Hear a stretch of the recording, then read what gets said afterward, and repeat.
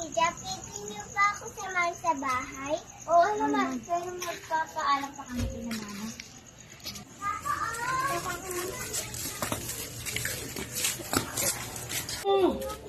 Pumutik ka. Hindi na kita bibilan. Sige mo.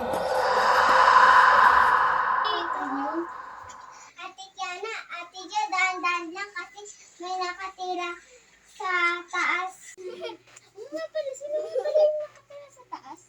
Oo nga, no? Sino pala yun? Kami yung katulong namin dati si Yaya.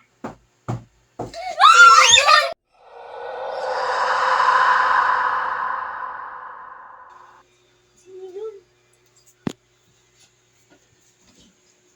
Wala naman tao. Kiana, gumising kayo. May umawak sa paa ko. Ano ba dyan? Kunin mo lang yan. Matulog ka na nga. Hindi, may umawak talaga. Antok ka pa, matulog ka na lang.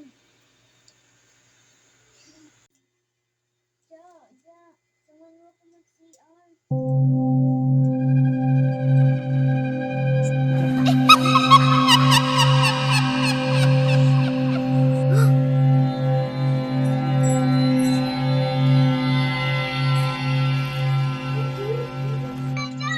Ano?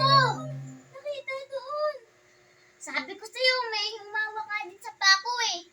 Yung bata nakita ko malapit sa lababo. Ba't hawak mo yung teddy bear? Eh, bakit ba? Hawak yan ng bata na ganito eh. Talaga ba?